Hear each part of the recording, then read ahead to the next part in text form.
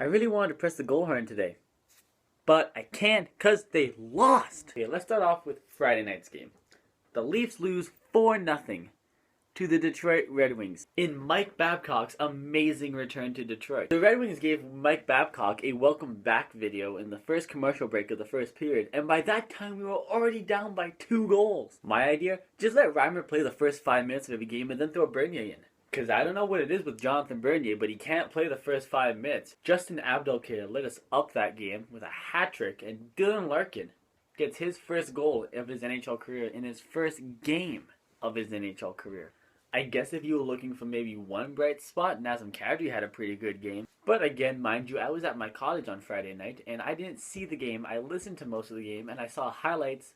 That's what I'm basing all my assumptions off of right here. Bottom line, the Leafs lose 4-0 in Mike Babcock's return to Detroit, and I know he really wanted this win, and the Leafs just could not deliver. This is what Jonathan Bernier needs to start wearing during NHL games now, because he only wore this once, and it was the Winter Classic game, and if you can't remember, we won that game. The Leafs also played a game on Saturday night against the Ottawa Senators, and they lost that one as well. Remember, again, I was at my cottage. I listened to this one basically the whole way through on the radio. But guess which part I left the room for like 5 minutes at? Yeah, you guys know what part I'm talking about. From what I heard on the radio at least, the Leafs actually played a pretty decent first period. I think they even outshot Ottawa. Then, I leave for the intermission, and I come back, and the second period's about 6 or 7 minutes into it. And I'm just waiting to hear the score, like, please don't be so bad. But then I remembered something quite funny, actually. I'm a Toronto Maple Leafs fan. You can hear Joe Bowen go, and the score is 3-0 for the Ottawa Senators. What? How?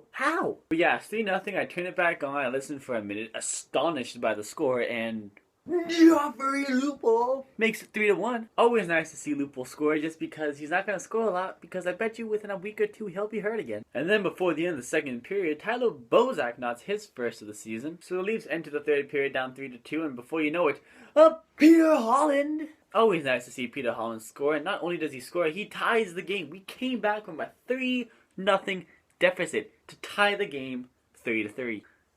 And then once again I left the room. I come back into the room and it's 4-3 Ottawa, and I'm looking at the radio like, does somebody have to glue me into this couch? Then all of a sudden I start talking to my cousins and I hear the goal horn go off on the radio. The goal is scored by none other than Daniel Winnick. It's 4-4. Then I had to endure maybe the toughest 5 minutes ever, because 3-on-3 is not easy to listen to on the radio. Oh my god, do not listen to 3-on-3 on the radio. It's brutal. Eventually, we actually ended up getting through the 3-on-3 overtime without a goal scored for either side, and we head off to the shootout. I'll make this quick and simple. The Leafs lost in the shootout. So through 3 games of the NHL season, the Leafs are 0-2-1. That's not very good. But it's time to talk about the rest of the NHL, and the only thing I really want to talk to you guys about right now, because it's the only thing I really saw, Connor McDavid last night. That would have been October, I don't even remember. October 13th actually is the date. Connor McDavid tips in a shot by Andrej Sekera for his first NHL goal. Maybe not the way McDavid envisioned his first NHL goal, but it's a goal, and he'll take it. He'll have many more. But what's even more fascinating than that is the hit he threw on Johnny Oduya prior to that goal.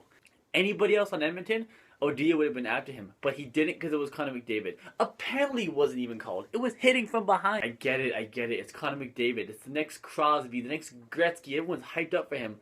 Doesn't mean he gets exceptions for hitting guys from behind. Regardless if you're Steven Stamkos or Rafi Torres, you should be getting a penalty on that play. I think he should be suspended for that play, to be honest, but I don't think he is. I haven't heard a thing about it all day today. McDavid, don't be that guy. Don't be that player. Stay away from the dirty stuff. You're a goal scorer. You're a point producer. Stick with that.